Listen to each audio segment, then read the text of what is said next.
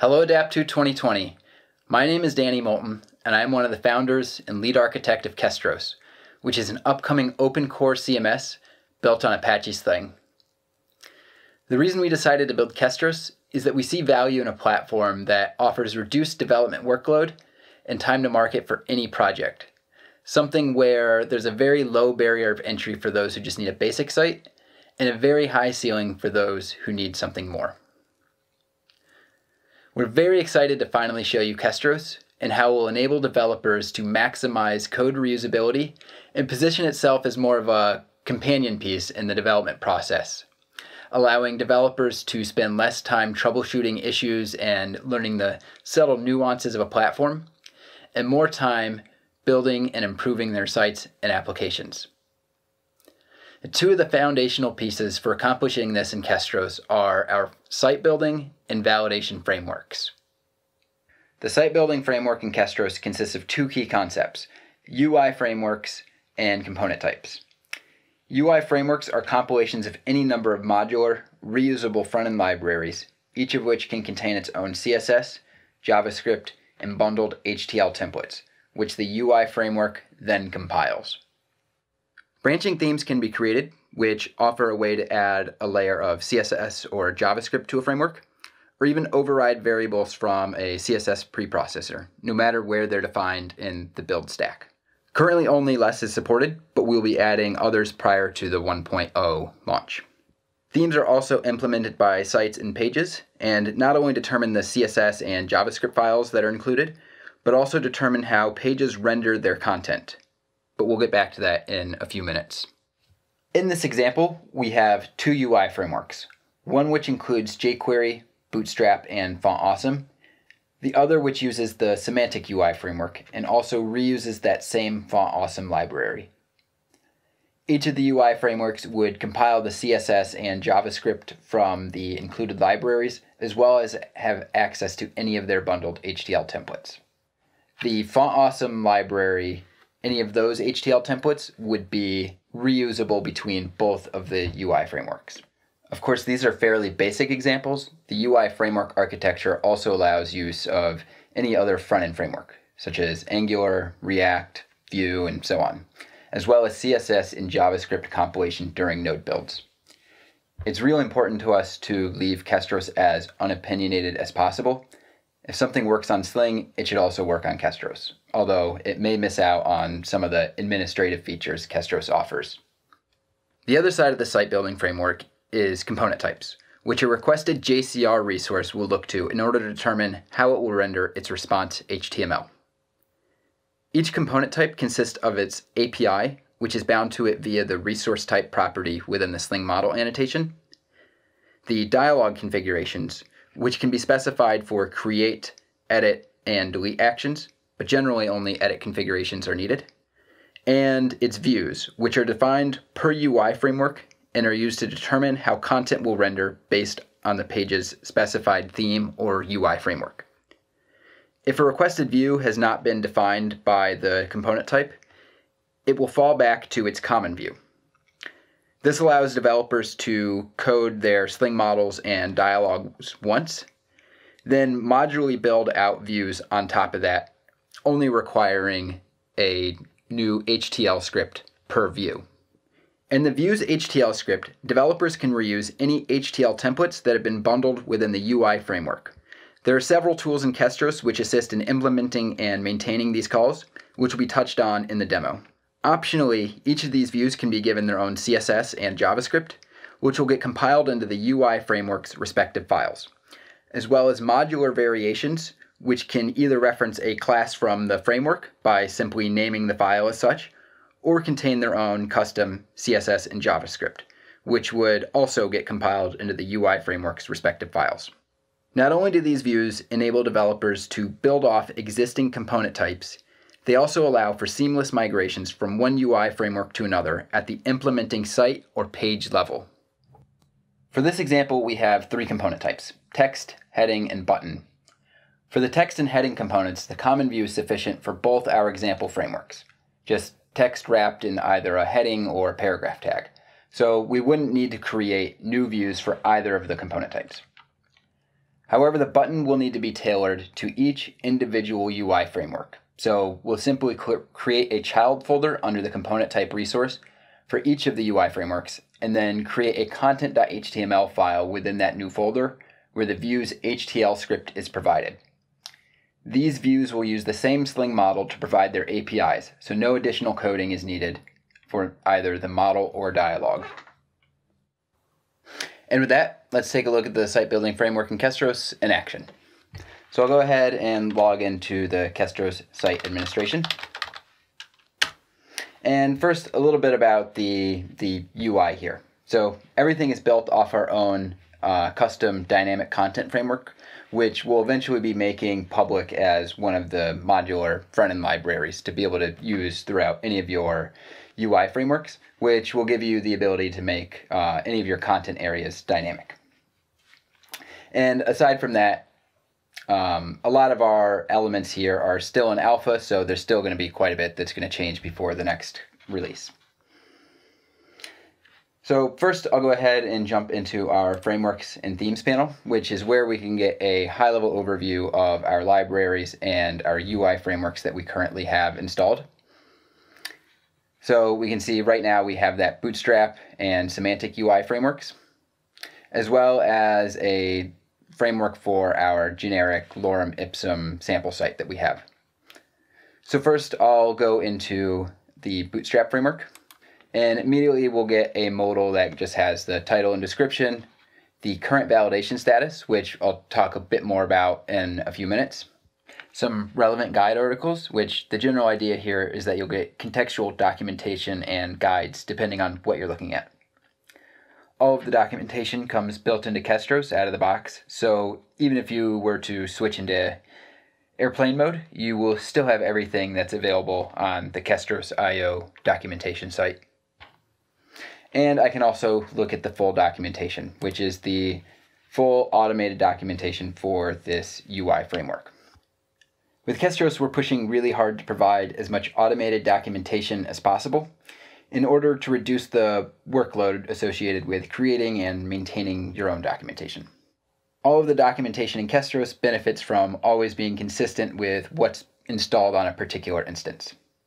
Now, of course, I know writing and updating documentation is everyone's favorite part of the development process, so I want to go ahead and apologize in advance for taking much of that away. And at this level, we can see a bit more. We can take a look at the actual CSS and JavaScript that gets output. We can see the libraries that get compiled into this, which for this one, it's the jQuery, Popper, Bootstrap, and Font Awesome, the themes that branch out of it, and then the component views that this UI framework has. So anytime a button component is requested on a page that is using this UI framework, it will render using a custom HTML script. And the same goes for the container, grid, navigation, and top navigation components. Any of the other components, the alert, code, heading, and so on, those will all render using the provided common scripts. As new components get added, those will automatically show up in either one of these lists. As we can see on the sidebar here, you can see all of the templates that we have access to. So I could click into our buttons template group and see all of the button templates that we have. And all of these are defined under the Bootstrap library. At this level, I can see the button name and title. I could copy the code so that there's no guesswork involved. I could see what each of those parameters means, and these are all defined at the template level when it's defined. I can see where this template is being used. So this one is being used by primary button, secondary button templates, which are down here.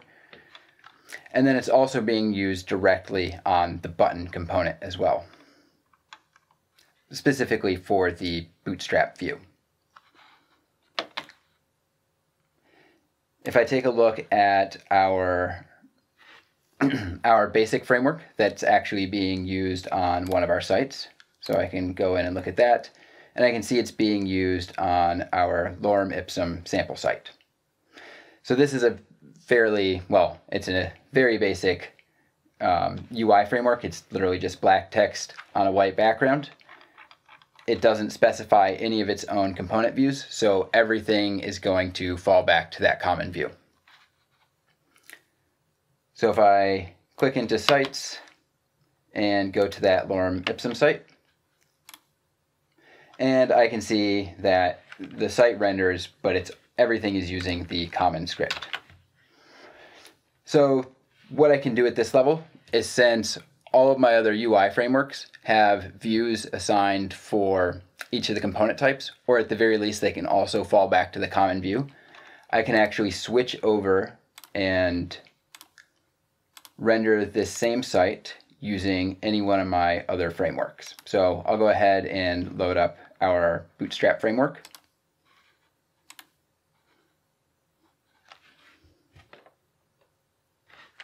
There we go. And so still needs to have some work on it, but it's already starting to look a little bit better. But this is where we'd start applying variations. So these button components, they are already given the primary variation because it's been set as the default. So when no other variations are found, it will automatically apply. But we can go in and just modularly give whatever variations that we want. So we can kind of pick and choose. Future updates will have variation groupings and then the option of mutual exclusivity between variations as well. And these variations, since obviously the classes are already set up within the Bootstrap framework, all that needs to be done to add these variations is adding a JSON configuration file which matches the name of the desired class.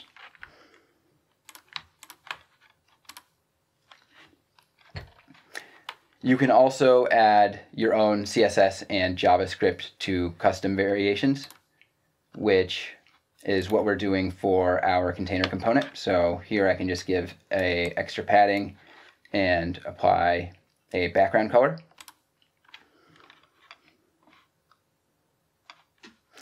And then at the parent container, I'll just give that a hero padding.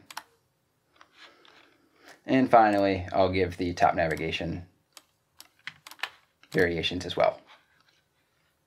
And we'll go ahead and preview that.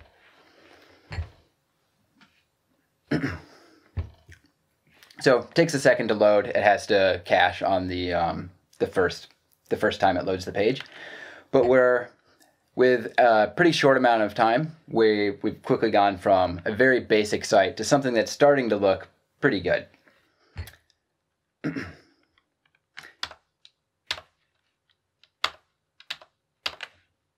And if we decided that perhaps one of our child pages wasn't quite ready to move to the new framework, we could just apply the old lorem ipsum framework again.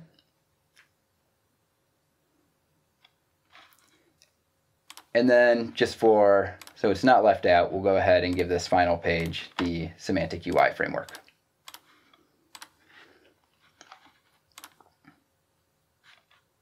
And when we preview that, we can see that each of these sections of the site is now using its own UI framework. The site building framework in Kestros opens a lot of possibilities, whether that's sharing common libraries between multiple projects or development teams, or downloading third-party frameworks, which would already include views for all the basic out-of-the-box component types. Meaning you would only need to develop views for any of your custom component types that you've already built. Each of these significantly reduces development workload as well as overall time to market for new projects. And of course, when you're adding layers of abstraction, you run into the risk of adding complexity to your project with things such as changes to underlying libraries causing issues with implementing sites. With this in mind, we created our validation framework and push heavily towards automated documentation so that Kestros can provide meaningful and prompt feedback during the development process. We can take a look at this with another one of our sample sites that I'll go ahead and install. I'll go ahead and start building out our new site on the other screen. And as soon as the build finishes, Kestros is going to revalidate all the component types, UiFrameworks, and even authored content. And as you can see, the validation framework has detected that there is a new error level validation issue on the button component type. We can click into the notification to go straight to the button documentation page. If we look at the validation map, we can see all of the checks that are happening to determine if a given component type, in this case button, is valid. Validators in Kestros can be as simple as checking whether JCR property is configured, or more detailed, such as checking that a component type is properly registered to a Sling model. The validator here has two nested validation checks and has been configured to require all children to be valid in order to be valid itself.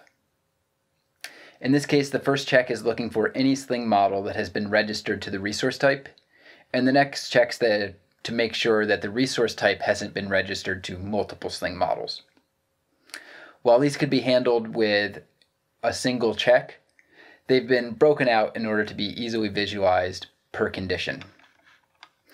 The next version of the validation framework will allow you to enable or disable validators, as well as register new validation checks to out-of-the-box models, such as the component type. So we'll go ahead and have a look at what the issue is here. It looks like the validation is failing here because one of the child views, the one for our new framework, has an error.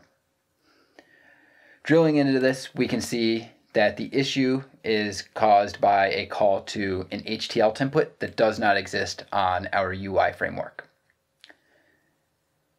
Since this validator has been configured with a troubleshooting component type, we're able to get immediate feedback on what's causing the issue. So we can see that we're trying to call a base button template that does not exist. So we can actually go to our UI framework documentation and see what we should be calling for this. So it looks like the actual name for it is button base. So we could just copy the code block for that and bring it over to the view and plug in the values to the parameters. So we can see what we have available to us if we go to the button API. And we can see what exists on both the component model as well as the context model. The component model here refers to the Sling model that the resource adapts to, whereas the context model is the Sling model that the request will get adapted to. Well, of course, I'd still want to take a look at the front end to make sure everything is looking right. Kestros has proactively helped me to detect, troubleshoot, and fix an issue without ever having to look at any error logs or messaging or broken pages. Another one of our goals with Kestros is to give back to the Sling community, starting with making all of our high-level utility bundles available on any Sling instance, whether it's running Kestros or not. For example, our structured Sling models project contains all of the utility methods we use to make retrieving resources as their compatible Sling model types easier.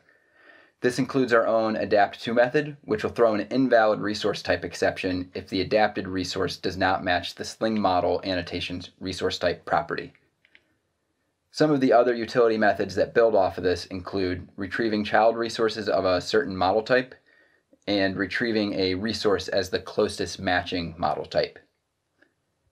To show how we're using some of these utility methods in order to automate generating proxy configurations, as well as give an overview of containerization with Kestros, I'll go ahead and hand it off to Kevin O'Brien.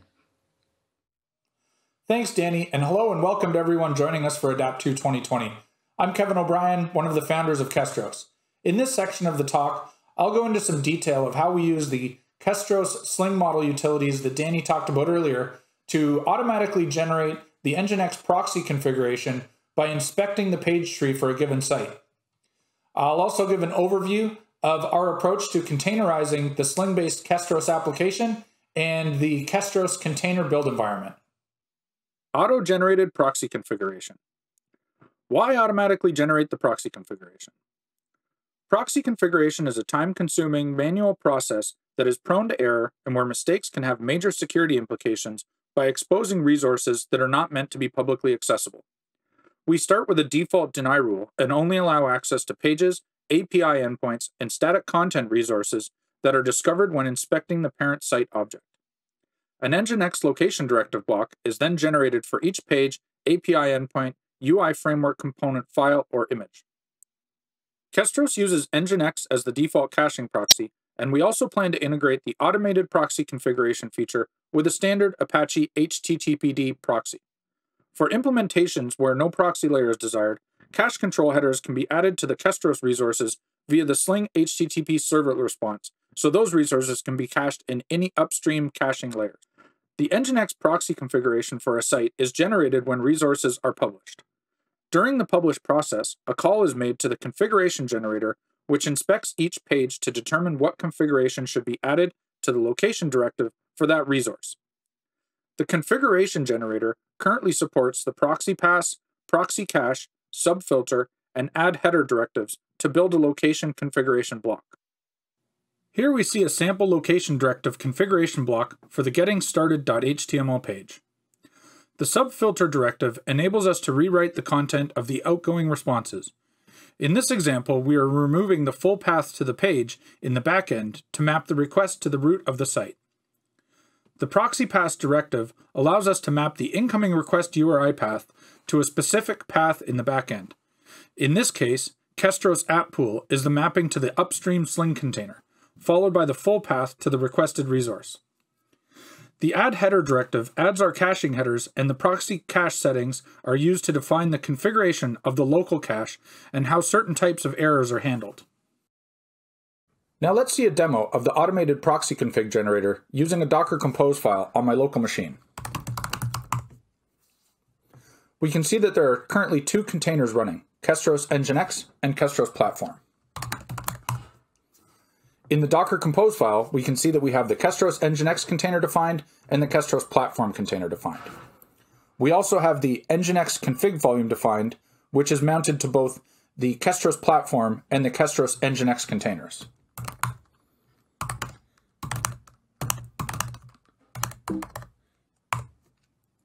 In the Nginx location config file, we can see that we currently only have one location block defined for the lorem ipsum.html page.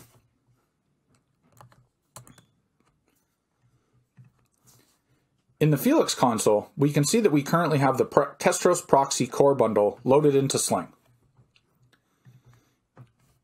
Accessing the lorem ipsum demo site via Nginx, we can see that the lorem ipsum HTML page is accessible, but the other pages in the site are not accessible. Now we'll publish the lorem ipsum demo site using the site admin UI.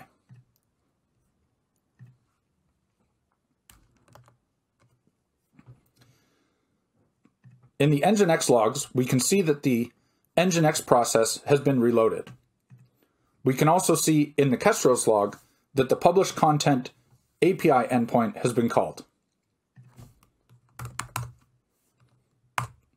If we look at the updated Kestros Nginx location config file, we can see that a location section has been added for each of the HTML pages, as well as the CSS and JS files for the site. Accessing the lorem ipsum demo site, we can see that the other pages in the site are now accessible. Containerization. Kestros leverages existing capabilities in Sling to containerize the application in a way that works with standard container orchestration platforms.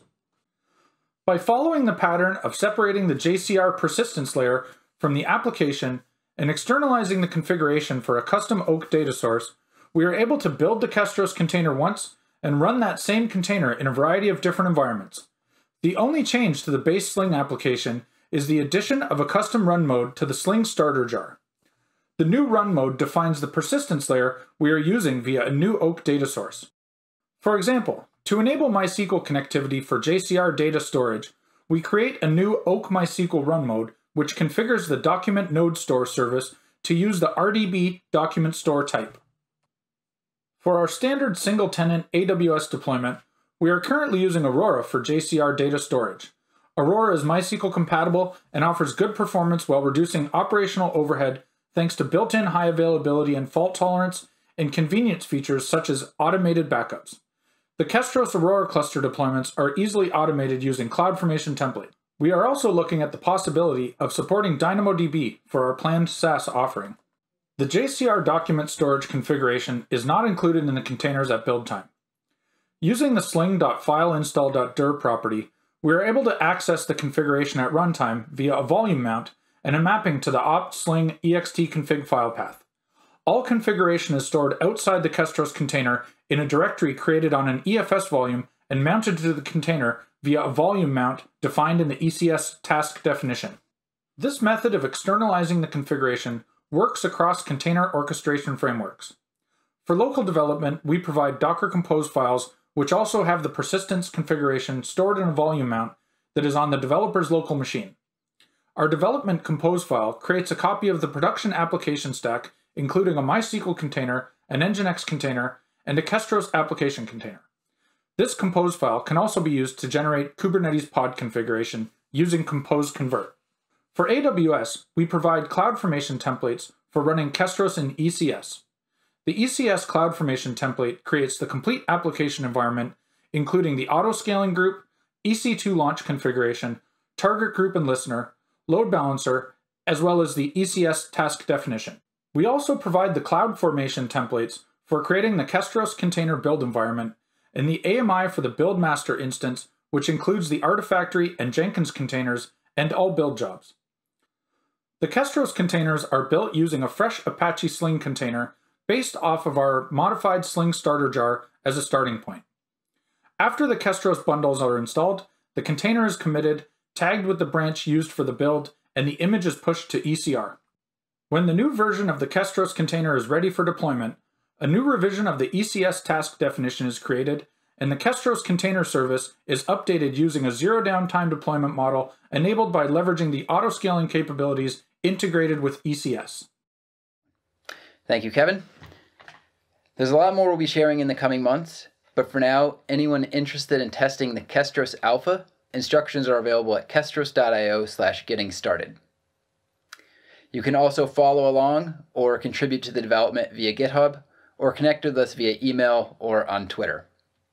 On behalf of Kevin and everyone else at Kestros, thank you, and we look forward to seeing you all in person next year.